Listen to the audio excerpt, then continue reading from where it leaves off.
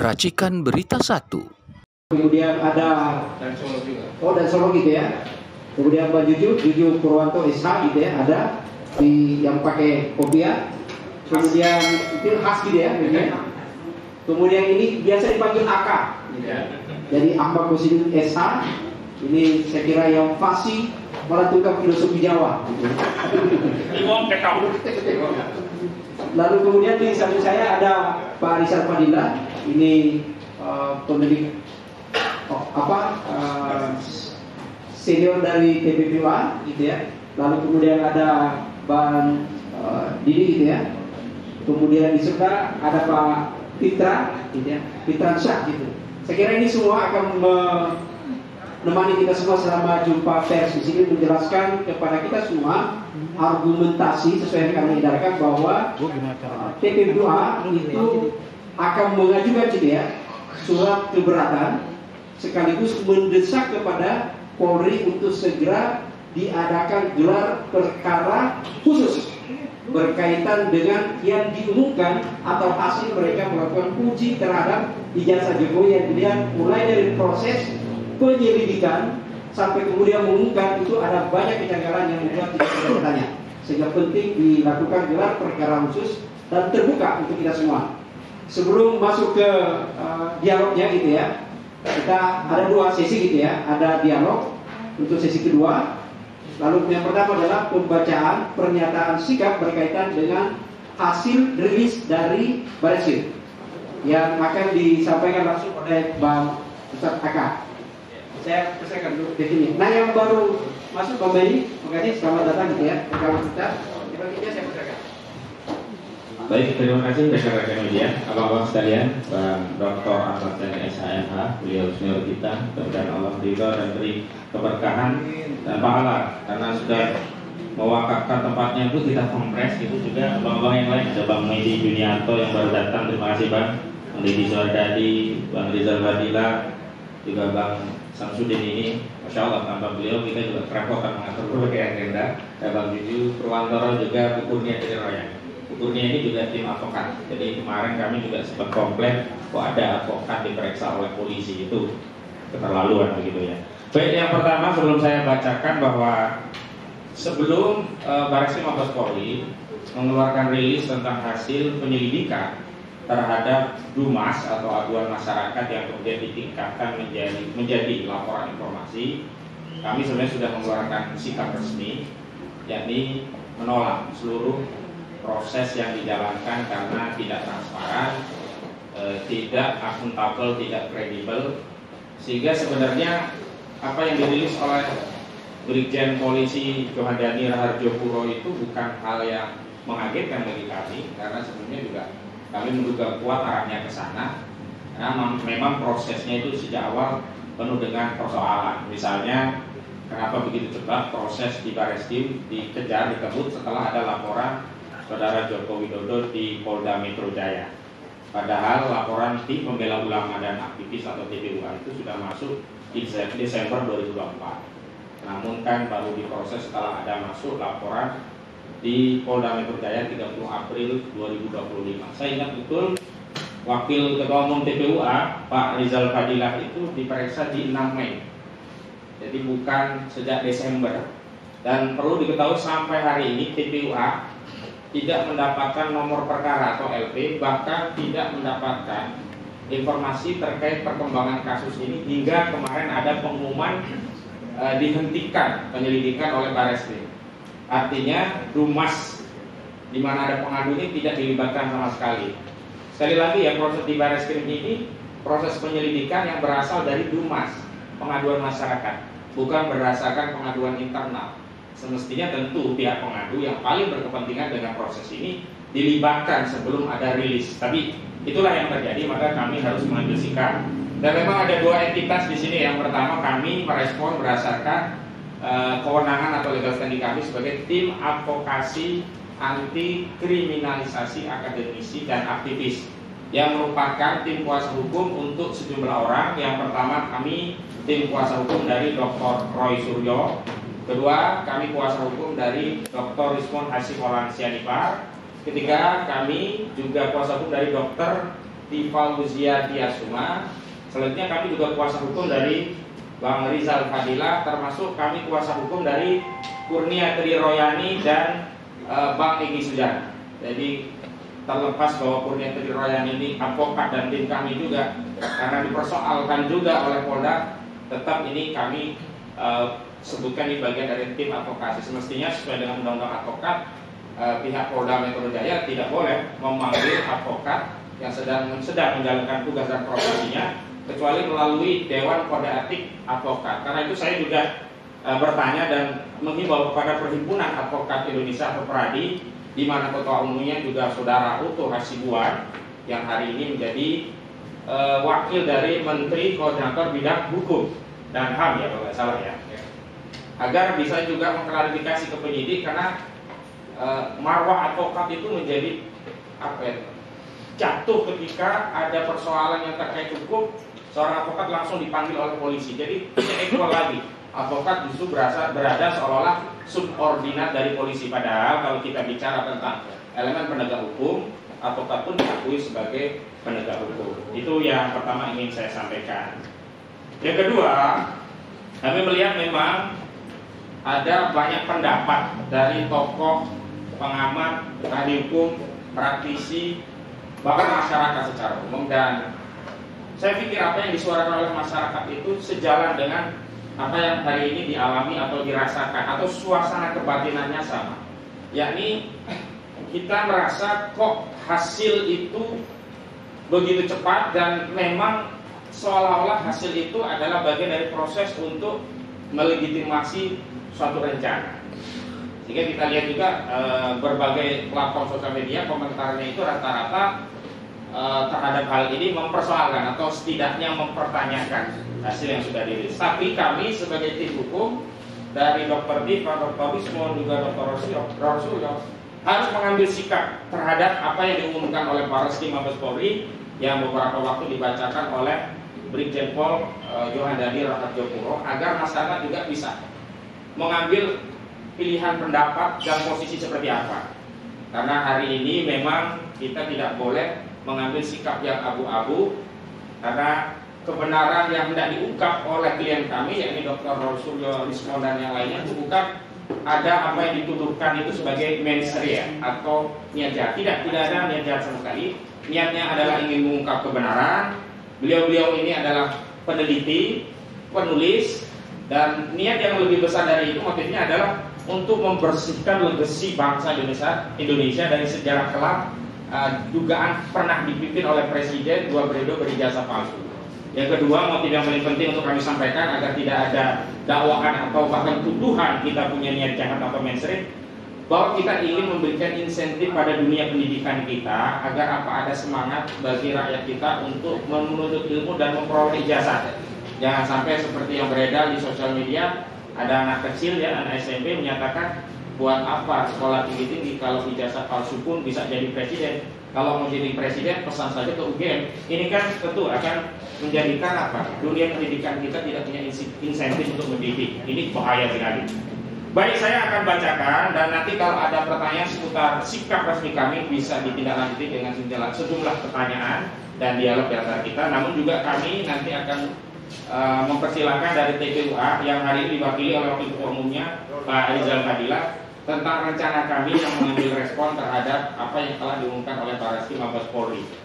Izin akan kami bacakan dan mohon disimak dengan baik-baik. Bismillahirrahmanirrahim. Pernyataan sikap Tim Advokasi Anti Kriminalisasi Akademisi dan Aktivis tentang menyikapi rilis hasil penyelidikan Barreskrim Polri terkait dugaan pidana pemalsuan ijazah Saudara Joko Widodo. Sehubungan dengan telah diumumkannya hasil tes laboratorium forensik Barreskrim Polri terkait penyelidikan perkara dugaan pidana pemalsuan ijazah Saudara Joko Widodo pada 22 Mei yang lalu, kami tim advokasi anti kriminalisasi akademisi dan aktivis menyampaikan sikap sebagai berikut. Pertama, bahwa tahapan, proses, dan prosedur penyelidikan perkara dugaan pidana pemalsuan ijazah Saudara Joko Widodo dilaksanakan secara tidak transparan, sepihak, tanpa melibatkan peran serta masyarakat. Padahal penyelidikan perkara dugaan pidana pemalsuan ijazah saudara Joko Widodo bermula dari adanya aduan masyarakat atau DUMAS yang dilakukan oleh Dr. Egy Sujana SHMSI dari tim pembela ulama dan aktivis atau TPUA.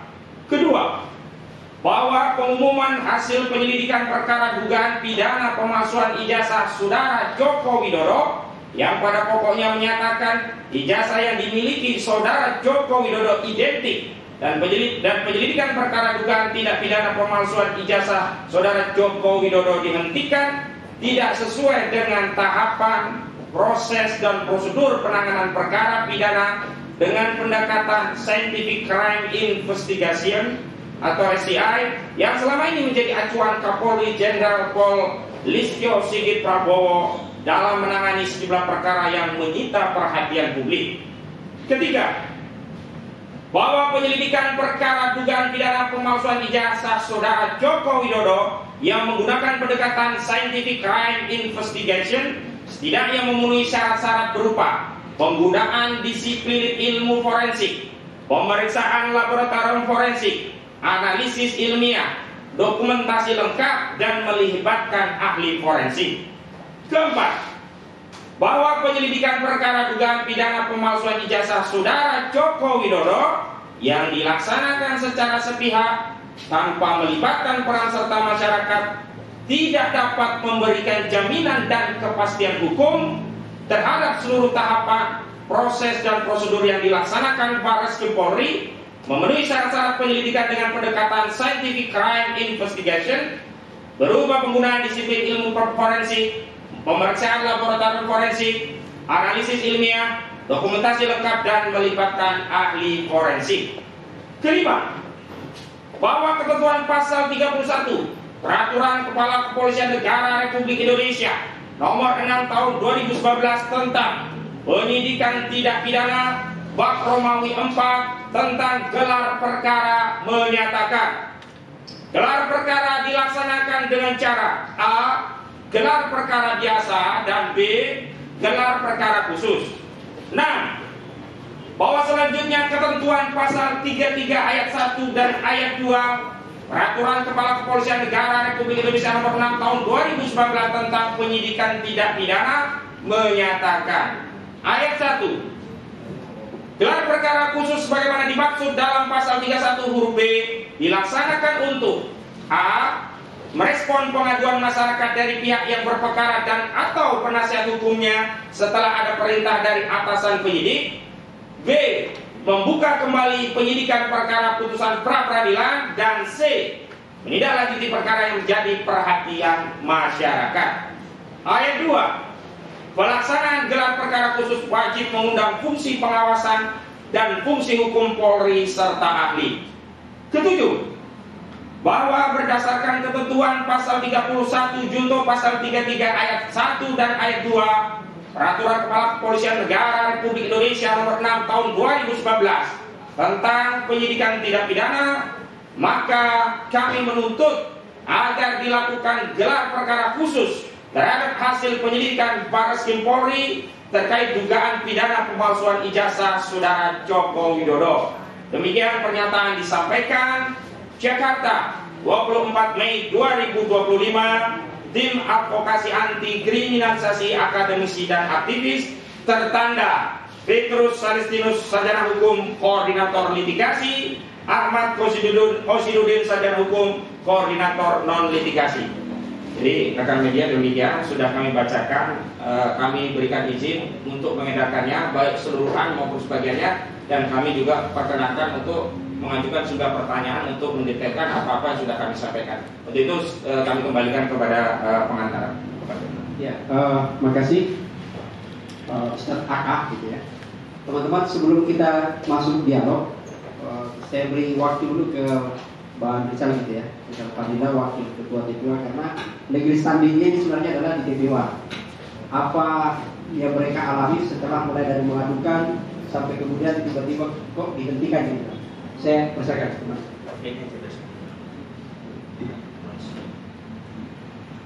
Terima kasih Pak Samsudin dan Muzin, Bapak Ibu yang hadir pada kesempatan ini. Assalamualaikum warahmatullahi wabarakatuh. Dari tim pembela ulama dan aktivis perlu dijelaskan bahwa pengaduan masyarakat yang disampaikan pada tanggal 9 Desember 2024 itu ditandatangani disamping oleh Prof. Edi Sujana, oleh Bapak Medi Juniarto, saya sendiri, kemudian Pak Ustaz Fendi, ada banyak menandatangani. Saya kira kita berempat yang menandatangani sebagai pengaduan masyarakat tanggal 9. Kemudian tanggal 9 April 2025 baru ada laporan informasi dari Barreskrim, dan 10 April keluarlah surat perintah penyelidikan, dan tanggal 22 Mei 2025 telah diumumkan dan pengumumannya dihentikan. Saya kira ini satu hal yang menunjukkan dari proses-proses yang dilakukan oleh pihak Barreskrim Mabes Polri, karena proseduralnya saya kira tidak seperti itu. Karena ujungnya yang telah dicanangkan yaitu ada gelar perkara yang memutuskan penghentian penyelidikan. Saya kira gelar perkara itu harus melibatkan unsur pengadu, karena ini adalah Trimas yang kemudian ada surat perintah penyelidikan, dan gelar perkara untuk sampai kalimat menghentikan itu harus melibatkan pihak pengadu. Dan ternyata tidak, hanya gelar perkara internal saja yang kemudian dipublikasikan di Brigjen itu. Saya kira ini yang kita protes, yang pihak tadi kuasa hukum atau tim advokasi anti kriminalisasi akademisi dan aktivis, kita semua sudah menyampaikan pernyataan seperti tadi, protes. Jadi TPUA itu akan membuat surat pada hari Senin, ya, insya Allah surat langsung kepada Karo Wasidik, ya, Mabes Polri, ya, untuk meminta sebagaimana disampaikan tadi, yaitu gelar perkara khusus, karena gelar perkara yang semestinya melibatkan pengadu termasuk juga ahli atau pihak-pihak lain yang diperlukan tidak dilakukan. Oleh karena itu TPUA memohon, meminta, mendesak pihak kepolisian Mabes Polri untuk melakukan gelar perkara khusus sebagaimana tadi telah disampaikan sesuai dengan Perkap Polri nomor 6 tahun 2019 yang tadi disampaikan oleh tim kuasa hukum yang pasal 3133. Bagaimana itu? Saya kira kita berbasis hukum. Jadi permohonan ini memiliki landasan hukum yang kuat. Mudah-mudahan harapannya itu bisa direalisasikan. Walaupun ditujukan kepada Karo Wasidik, tapi tembusannya kepada Presiden, tembusannya kepada pimpinan DPR, tembusannya kepada Kejaksaan Agung, tembusannya kepada Barreskrim, kepada Irwasum, dan tentu saja kepada tim advokasi. Artinya terpublikasi secara luas, karena ini TPUA mengadukan ke pihak Barreskrim atas dugaan ijazah palsunya Joko Widodo, bukan kepentingan TPUA, bukan kepentingan kelompok atau personal tertentu, tapi ini kepentingan umum, gitu. Ini kepentingan masyarakat banyak, kepenasaran publik yang ingin kita sampaikan aspirasinya. Oleh karena itu kita kembalikan lagi sekarang kepada masyarakat, kepada rakyat, kepada publik tentang pertanggungjawaban dari pihak TPUA sendiri, dan tentu saja kita tuntut pertanggungjawaban dari pihak Barreskrim Mabes Polri untuk menuntaskan kasus ini, karena ini adalah kasus yang telah menarik perhatian masyarakat sebagaimana disebutkan tadi dalam aturan Perkapolri itu. Jadi intinya hari Senin insya Allah ya, TPUA yang akan bersama-sama dengan tim advokasi anti kriminalisasi akademisi dan aktivis akan bareng-bareng kembali ke Barreskrim Mabes Polri untuk menyampaikan semacam nota protes sekaligus mendesak agar pihak kepolisian khususnya Mabes Polri segera menggelar yang disebut gelar perkara khusus karena ini menyangkut perhatian publik, ya. Belum selesai masalah ijazah palsu yang diduga kuat itu belum selesai, apalagi dibangun framing seolah-olah ijazahnya sudah asli, padahal yang diperiksa juga adalah soal identik dan non identik. Identik tidak sama dengan otentik, tidak bisa dikualifikasi, di framing menjadi asli. Belum terbukti bahwa dugaan ijazah palsu Jokowi asli, belum. Oleh karena itulah TPUA melanjutkan proses ini sampai tuntas sehingga masyarakat, rakyat, bangsa Indonesia puas pada ujungnya tentang bagaimana status ijazah dan juga skripsi dari presiden atau mantan presidennya yang menimbulkan kegaduhan dalam kehidupan berbangsa bernegara. Oleh karena itu TPUA dan tim advokasi berbuat untuk kepentingan publik, untuk kepentingan masyarakat dalam rangka membela kebenaran, kejujuran dan keadilan di negeri Republik Indonesia. Terima kasih. Assalamualaikum warahmatullahi wabarakatuh. Jadi teman-teman, suratnya hari Senin ya diserahkan karena ini hari Sabtu. Kalau kita masuk ke hari Sabtu bukan hari kerja.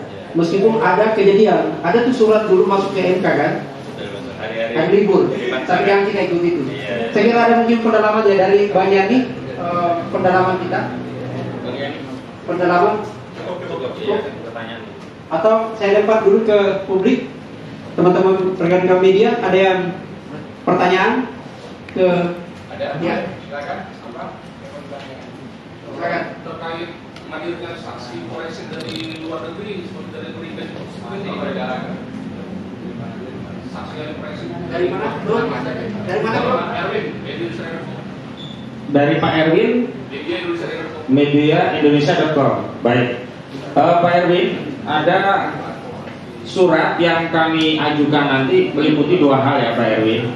Pertama, permohonan gelar perkara khusus sesuai dengan Perkapolri nomor 6 tahun 2018 tadi, 2019 mohon maaf.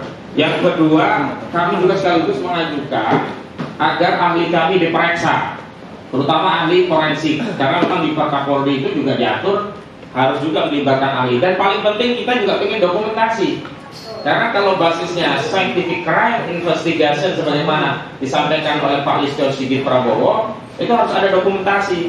Terutama dalam dokumentasi itu kita bisa memastikan yang diperiksa itu benar-benar dari barang sumber yang sahih, bukan pihak lain atau bukan barang lain. Pembandingnya juga kita harus tahu apakah pembandingnya itu adalah barang sahih atau tidak. Karena dari kami, masalah identik tak identik sebenarnya tidak punya nilai. Kalau identiknya itu dibandingkan dengan ijazah serupa yang juga tidak otentik, menjadinya kan identiknya tidak bernilai. Dan dua nama ahli yang sudah kami siapkan, dan beliau ini juga sudah punya respon pandangan terkait apa yang dirilis oleh Barreskrim. Yang pertama adalah Dr. Rismon Hasiholan Sianipar, ahli forensik digital. Yang kedua kami sampaikan juga KRRT Roy Suryono atau Diprojo, ahli telematika yang juga mengkritisi persoalan ini. Adapun untuk terkait ahli luar negeri, nah dalam proses ya yang nanti akan ditindaklanjuti Barreskrim, di sana juga kami juga akan mencoba memasukkan pihak akademisi dan ahli-ahli yang sifatnya tidak bias kepentingan gitu. Karena kalau hanya ahli dari Barreskrim, kita tahu bahwa selama ini institusi Polri cenderung melayani kepentingan Saudara Joko Widodo, apalagi Kapolri hari ini kan Pak Listio Sigit Prabowo adalah Kapolri yang diangkat oleh Saudara Joko Widodo. Kita mau menghilangkan, dan kepentingannya begini loh. Kalau sejak awal prosesnya kita dilibatkan dan semua masyarakat terlibat, maka tentu saja hasil itulah yang akan akuntabel kita terima. Hari ini kami nyatakan itu tidak kredibel dan tidak akuntabel, bahkan tidak transparan begitu, karena memang masyarakat tidak dilibatkan. Jadi kredibilitas institusi Polri dipersoalkan. Kenapa? Karena Perkapolri-nya sendiri memerintahkan melibatkan masyarakat. Sekali lagi, perkara ini berasal dari Dumas, bukan penyelidikan internal kepolisian, sehingga masyarakat harus dilibatkan. Jadi jawabannya, untuk yang dari luar negeri akan kami pertimbangkan, tapi untuk yang sudah siap dilibatkan dalam gelar perkara khusus untuk diambil keterangannya sebagai ahli adalah yang pertama Dr. Rizwan Syarif Paresola, yang kedua Dr. Roy Suryo. Demikian, mungkin ada pertanyaan lain. Balik lu. Ya, makasih. Sorry, ada dulu tambahan ya dari Lisa berkaitan dengan soal ahli gitu ya. Ya, saya kira dari pihak KPUA itu juga sudah mulai komunikasi dengan beberapa lembaga internasional, lembaga riset, termasuk juga lembaga-lembaga perguruan tinggi. Juga ada ahli uji forensik yang swasta, seperti James Green di USA. Dia mantan semacam bareskrimnya di Amerika. Saya kira kita komunikasi dan yang bersangkutan juga siap membantu. Saya kira tinggal masalahnya sekarang ini, apakah sedini ini kita akan melakukan pengundangan atau juga permintaan bantuan itu, atau setelah Bareskrim mengumumkan final ataupun pihak-pihak final yang memang akhirnya butuh perbandingan dari uji forensik internasional. Saya kira itu menjadi bagian agenda dari KPUA. Ya, makasih. Selamat datang Pak Refli. Ada tambahan Pak Refli? Atau ada penanya dari teman-teman media? Ada dulu? Silakan. Saya Danan dari iNews Bang.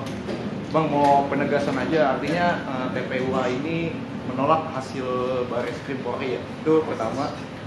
Lalu yang kedua, ini kan juga ada laporan di Polda ya Bang. Setelah disebut di Bareskrim Polri bahwa itu ijazahnya asli. Nah, bagaimana langkah hukum di Polda Metro Jaya itu Bang? Terus sama yang terakhir Bang, Bapak Ali Muhtar Ngabalin sempat bilang katanya dia tahu dalang dibalik isu dugaan ijazah itu. Oh, kalau itu tanyakan Pak. Mungkin ada tanggapan Bang? Tanyakan Pak Ali saja. Saya berbagi dulu sama beliau tuh. Untuk yang kedua nanti beliau yang menjawab. Saya khusus menjawab kaitan perkara di Bareskrim ini dengan yang di Polda Metro Jaya. Saya sudah sampaikan sejumlah media bahwa tidak bisa serta-merta. Pertama, uji lab forensik dari Bareskrim ini dianggap sebagai hasil final untuk menyimpulkan bahwa ijazah saudara Joko Widodo asli, karena nomenklaturnya baru identik. Dan kalau kita mau mendapatkan perspektif yang sifatnya komprehensif, harus berdasarkan dua alat bukti dan keyakinan hakim. Dan dua alat bukti dan keyakinan hakim itu hanya bisa diperoleh melalui putusan pengadilan. Kalau kita baca 184 KUHP, Kitab Undang-Undang Hukum Acara Pidana, ya, uji laboratorium forensik terhadap dokumen itu hanya salah satu bukti di antara bukti-bukti lain. Jadi belum memenuhi dua alat bukti, baru bukti dokumen yang kemudian dianalisa dan disimpulkan identik. Jadi masih banyak bukti-bukti yang lain. Artinya belum bisa dijadikan standar untuk memberikan predikat ijazah saudara Joko Widodo otentik atau asli. Itu yang pertama. Yang kedua, ada juga narasi yang menganggap hasil ini bisa menguatkan laporan saudara Joko Widodo di Polda Metro Jaya, seolah-olah itu menjadikan dasar saudara Joko Widodo punya legal standing untuk mempersoalkan klien kami yang mengkritik ijazahnya, yang dituduh seolah-olah merendahkan serendah-rendahnya, menghinakan sehina-hinanya dengan tuduhan mencemarkan nama baik dan fitnah. Tapi kami tegaskan bahwa proses di Polda itu berbeda dengan proses di Mabes Polri. Hasil di Mabes Polri tidak bisa digunakan untuk menjadi bukti proses yang ada di Polda. Ingat, institusi yang berbeda walaupun sama-sama penegak hukum, proses yang berbeda. Pertama, institusi yang berbeda. Yang satu di Bareskrim, yang satu di Polda. Yang kedua, prosesnya berbeda. Di Bareskrim dasarnya Dumas, pengaduan masyarakat. Sementara di Polda LP. Di Polda itu pro justisia, sudah ada nomor LP-nya. Dan itu yang berulang kali kami komplain, kenapa kok yang di Bareskrim sampai keluar gelar tentang hasil itu tidak pernah muncul nomor LP, yang ada hanya laporan informasi begitu. Nah, yang ketiga, tentu proses yang ada di Polda kalau mau dilanjutkan begitu, memang barang itu ya harus disita oleh Polda Metro Jaya dan diuji kembali oleh Polda Metro Jaya. Dan dalam pengujian itu kami selaku pihak yang berkepentingan, karena itu yang kami ya saat ini terperiksa dalam proses di Polda Metro Jaya, kami juga akan masuk untuk dilibatkan dalam proses itu. Dan kembali agar prosesnya nanti bisa transparan, kredibel dan akuntabel, kami juga minta proses di Polda juga melibatkan unsur masyarakat, karena sekali lagi apa yang dilakukan oleh Dr. Rosuryo, Rizman Hasyola dan yang lainnya ini sekali lagi bukan untuk dan atas nama kepentingan pribadi, tapi motifnya adalah untuk mencari kebenaran berdasarkan ilmu yang mereka miliki, termasuk tadi menyelamatkan legasi bangsa Indonesia dari sejarah pernah dipimpin presiden tertuduh ijazahnya palsu. Maka ini tanggung jawab kita semua. Kita harus selesaikan di era kita. Jangan sampai kita mewariskan republik ini kepada generasi selanjutnya dengan nokta hitam pernah dipimpin presiden diduga ijazahnya palsu. Begitu. Terus Bang Rizal, untuk yang terkait TPUA saya dengan konferensi pers ini sudah terkonklusikan bahwa TPUA menolak hasil dari keputusan Bareskrim yang menghentikan penyelidikan. Alasannya 3 hal. Satu, bahwa apa yang dilakukan oleh Bareskrim itu belum final. Gitu. Artinya dia tidak punya kewenangan memvonis tentang asli tidak asli. Yang kedua adalah ada penggeseran makna otentik yang seharusnya dengan identik. Jadi mungkin sebatas identik tidak identik, walaupun dipertanyakan berapa persen identik, 100%, 80%, jangan-jangan 40% identiknya itu. Kemudian juga masalah identifikasi seperti ini, identik atau tidaknya, itu juga menjadi pertanyaan dari pihak TPUA. Pembandingnya itu kredibel tidak? Pembandingnya itu yang disebut 3 orang yang dibandingkan, apakah itu sebanding? Atau jangan-jangan boleh saja kita menduga kan, jangan-jangan pembandingnya juga pembandingnya palsu dokumennya sehingga identik gitu. Jadi identik itu identik kepalsuan. Saya kira kewajaran timbul pertanyaan seperti itu karena tidak pakai sistem random gitu kan, siapa, jangan-jangan terarah bahwa 3 orang itu yang sudah ditentukan. Saya kira itu yang kedua gitu kan. Dan tentu saja yang ketiga, bahwa TPUA melihat apa yang dilakukan oleh Bareskrim itu tidak scientific crime investigation gitu. Bahkan investigasinya sangat sederhana sekali, raba-raba dan cepungan gitu kan. Masa seperti itu kemudian dari sana dimudahkan keputusan ini hand press, ini letter press, lalu diuji ke perdana printingnya, lalu seolah-olah sudah selesai. Padahal ahli kita menilai ini bukan hand press, bukan letter press. Oleh karena itu perlu kajian yang lebih jauh, yaitu soal historisnya, soal usia karbon, usia kertasnya, soal bondface-nya. Banyak nilai-nilai yang diuji, dikaji lebih dalam, yang kita sebut masuk dengan prinsip scientific crime investigation. Jadi penolakan itu dasarnya bahwa apa yang dilakukan oleh Bareskrim tidak memenuhi syarat scientific crime investigation. Maka TPUA menolak hasil Bareskrim. Oke, ada lagi teman-teman? Ada lagi yang ingin mengklarifikasi, bertanya? Cukup? Cukup? Atau ada pendalaman dari Pak Repli? Satu. Iya, saya kan tidak tahu apa yang sudah dibicarakan. Yang opini aja Bang, yang apa? Yang temuan media kan. Oh ya, oke. Jadi kawan-kawan semua ya, saya kebetulan ada teman dan di RH Channel itu ada rubrik namanya Bongkar Files. Nah itu dengan teman saya yang biasa statistik, kemarin kita mencoba untuk melihat bagaimana respons orang terhadap temuan atau hasil dari Bareskrim. Kemudian jadi sikap netizen terhadap temuan Bareskrim itu, jadi ada metode, nanti bisa dilihat ya, tentang data dan lain sebagainya. Cuma dua saja pernyataannya, pernyataan setuju dengan Bareskrim, pernyataan tidak setuju dengan Bareskrim, hasil yang disampaikan. Kalau setuju, ini big data ya, jadi satu hari setelah pengumuman itu, kira-kira ada 500.000 sampai 750.000 yang komentar tentang hasil Bareskrim. Yang setuju itu kurang lebih begini, menganggap hasil penelitian Bareskrim sebagai bukti yang cukup untuk membuktikan keaslian ijazah Presiden Jokowi. Kemudian percaya bahwa proses penelitian yang dilakukan oleh Bareskrim sudah sesuai dengan prosedur yang berlaku. Menganggap bahwa kritik dan keraguan terhadap hasil penelitian Bareskrim tidak beralasan dan hanya berdasarkan spekulasi. Itu yang setuju. Yang tidak setuju menyatakan kurang lebih begini di big data, tidak percaya dengan hasil penelitian Bareskrim, masih banyak yang tidak jelas.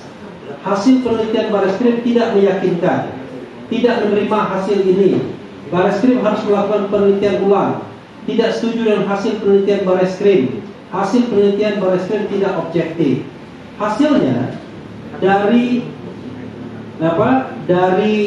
kira-kira 500.000 sampai 750.000 itu 85% tidak setuju atau menyatakan tidak cocok dengan hasil Bareskrim. Hanya 15% saja yang setuju. Jadi ini menunjukkan kawan-kawan sekalian bahwa mood masyarakat itu justru lebih banyak yang tidak percaya dengan apa yang disampaikan oleh Bareskrim, dengan berbagai alasan, salah satunya tidak objektif. Nah, yang kedua yang ingin saya sampaikan adalah saya di RH Channel itu berusaha membuat yang namanya polling. Polling itu memang di RH Channel, tetapi polling itu diikuti 122.000 orang yang mengisi polling. Jadi sampai tadi ketika saya datang ke sini, saya lihat posisinya sudah 122.000 yang vote atau yang mengisi polling. Pertanyaan saya adalah, apakah Anda percaya dengan keterangan polisi bahwa ijazah Jokowi asli? Kenapa saya katakan ada keterangan asli? Karena itulah klaim Bareskrim. Walaupun penelitiannya tidak identik, tetapi kemudian dia menyimpulkan asli. Yang percaya itu cuma 8%, yang tidak percaya 88%, yang ragu-ragu 3%. Jadi saya kasih room ragu-ragu. Jadi itu hasil yang bisa dilihat ya, ada buktinya dan bisa dilihat di RH Channel tuh. Nah, berikutnya saya juga menyampaikan mengenai ada seorang narasumber saya bilangnya misteri guest lah. Dia pada tahun 2021 pada saat COVID itu melakukan yang namanya semacam penelitian sekedar apa istilahnya image comparison. Dia orang percetakan, dia membandingkan antara 3 ijazah. Ijazah 1115, ijazah 1117 dan ijazah 1120.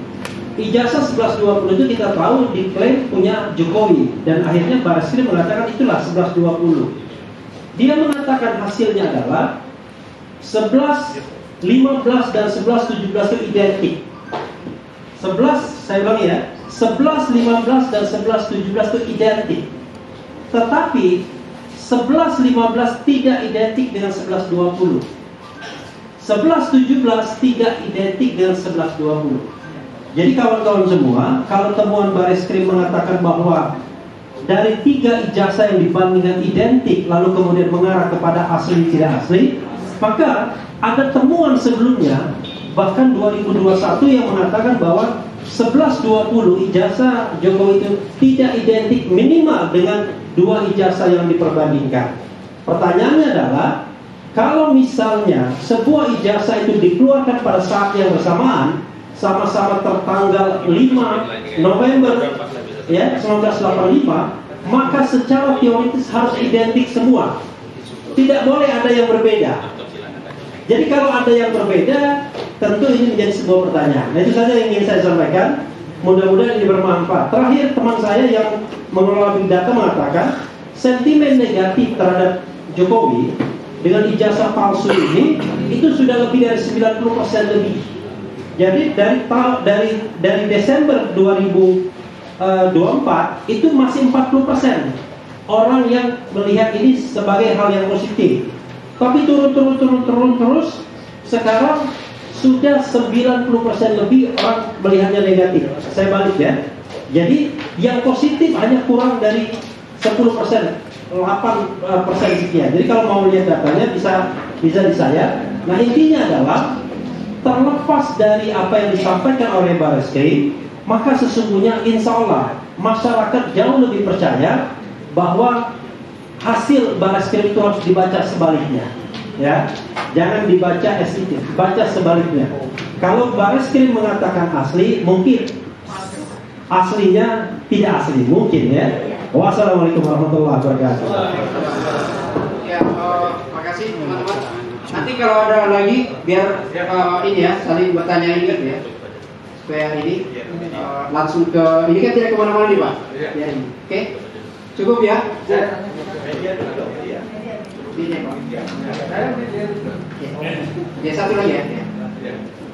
Begini, katakanlah apa yang disampaikan oleh Bang Refli Harun benar, dan apa klaim dari TPU benar, tapi Polda menganggap yang benar Barreskrim, dan Polda kita anggap itu menerima permohonan dari TPU untuk melakukan hal-hal tuntutannya, semuanya diterima oleh Polda. Dan kita buat skenario, ya, misalnya Polda menyimpulkan, ya, tuntutan Jokowi adalah benar dan yang dituntut gugat adalah salah. Kira-kira reaksi dari TV itu bagaimana? Iya, makasih. Sorry, Bapak.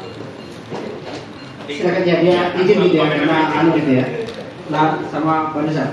Sebenarnya sebelum saya kalau ada mau tambahkan gitu ya, saya jelaskan saja bahwa sikap dari TPU jelas bahwa otoritas Barreskrim sudah diumumkan, sudah merilis hasil mereka, dan menjadi otoritas TPU juga sudah menyatakan sikap bahwa tidak menerima hasil kerja dari Barreskrim itu, maka meminta untuk dilakukan gelar perkara khusus dengan catatan nanti dilaksanakan oleh Polda.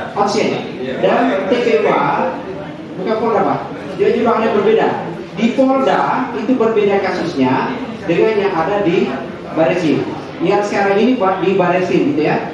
Legal standingnya di Barreskrim adalah itu TPU itu di sana gitu, sorry, yang secara tegas menyatakan bahwa hasil itu tidak atau setidak-tidaknya banyak kejanggalan, maka diminta untuk dilakukan gelar perkara khusus. Dan itu regulasinya jelas, ada di peraturan Kapolri sendiri. Oke, itu clear. Ada lagi teman-teman? Cukup. Nanti saya lihat ya. Iya.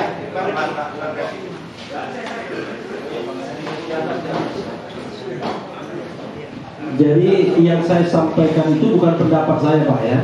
Jadi jangan dinilai benar dan salahnya, tapi saya menyampaikan data yang saya peroleh. Nah, yang paling penting dicek apakah saya menyampaikan data yang benar atau tidak. Dan itu satu. Yang kedua, memang kalau kita lihat dari Barreskrim itu, pertama, ya kita agak bingung kenapa dia tidak memunculkan ijazah yang 1120 dalam kondisi berwarna lurus begitu kan, sebagaimana fotokopinya. Kenapa? Saya menduga kalau itu ditampilkan nanti respon meneliti lagi. Jadi memang pandai itu. Karena itu dia cuma ditampilkan dalam kondisi miring kan. Jadi dia tidak bisa diteliti lagi oleh Rismon. Nah karena itu menurut saya yang harus kita tuntut sebagai civil society adalah harus ada forum untuk membuktikan bahwa ijazah 1120 itu memang asli atau palsu. Entah itu di pengadilan Solo, kan di Solo ada yang namanya PEMA, perbuatan melawan hukum, atau di Sleman yang baru saja disampaikan oleh Komardin namanya, Komardin guys. Ya, dari Sulawesi Selatan. Bukan Komardin. Nah, yang ketiga atau yang namanya penyelidikan ulang di Bareskrim Mabes Polri, karena kan belum final juga kita anggap. Atau yang keempat, ya ada forum yang sama, yang educate, yang timbal balik di Polda Metro Jaya. Nah, 4 forum ini menurut saya minimal salah satunya harus bisa membuktikan secara akuntabel, transparan, berintegritas mengenai asli tidaknya ijazah Jokowi. Kalau kita mengandalkan keterangan Mabes Polri, Bareskrim, dan mengatakan bahwa itu asli, menurut saya jauh dari memadai. Itu tambahan saya. Terima kasih. Terima kasih, Pak Deputi. Ada lagi? Pak Deputi? Ya. Terima kasih. Saya mungkin saya tidak tahu, saya terlambat, dan mudah-mudahan tidak disampaikan. Kejanggalan yang paling utama ialah bahwa TPUA itu adalah pelapor. Ingat ya, pelapor, bukan terlapor di Bareskrim. Tetapi yang diselidiki pelapor ini, sampai dicek aku segala. Apakah TPUA ini terdaftar atau tidak? Itu terucapkan. Ternyata TPUA tidak terdaftar di A. Pada waktu mengajukan pengaduan TPUA tidak merujuk ke anggaran dasar, anggaran rumah tangga, dan namanya tim. Mana ada tim didaftar? Kok aneh? Seharusnya yang diselidiki, dicari tahu itu adalah terlapor. Seperti orang melaporkan pencurian, masa yang pelapornya yang dicari rumahnya di mana dan sebagainya, yang pencurinya itu harusnya dicari. Kedua, sesuatu keanehan, 2 hari kalau nggak salah itu sebelum diumumkan ijazah ditarik kembali. Ini kan aneh. Ijazah ditarik kembali. Padahal di dalam aturan KUHP, jika sesuatu yang ingin di laboratorium itu harus ada berita acara penyitaan. Ya bisa diambil begitu saja. Itu faktanya tidak. Dan pada melaporkan di mana? Biasanya kalau laboratorium itu penyidik mengajukan permohonan ke bagian laboratorium, permohonan ini untuk di lab. Dan dalam permohonan itu ada syarat-syarat, harus dilampirkan dengan laporan itu perkap yang didapat, peraturan Kapolri. Harus ada laporan dan ada nomornya laporan itu, atau pengaduan ada nomornya pengaduan itu. Kedua, harus dilakukan BAP. Jadi orang pelapornya di BAP dulu. Kan BAP-nya belum selesai. Pelapornya sakit, berkali-kali dipanggil tidak hadir. Yang ketiga, harus ada berita acara penyitaan. Jadi tidak bisa ini nanti akan digunakan di Polda. Karena apa? Nomor laporannya beda, pengaduannya beda. Harus diuji kembali. Kalau itu memang akan diproses di Polda. Terima kasih. Ya. Terima kasih. Kita sudah ya. Nanti biar bertanya langsung di pesan kita ini. Terima kasih kepada teman-teman semua, para jurnalis gitu ya, teman-teman yang juga YouTube gitu, mengganggu hari liburnya gitu ya, demi memberikan hak kepada publik, menjawab hak publik untuk mendapatkan informasi yang lebih qualified. Terima kasih sekali lagi. Mohon maaf. Assalamualaikum warahmatullahi wabarakatuh.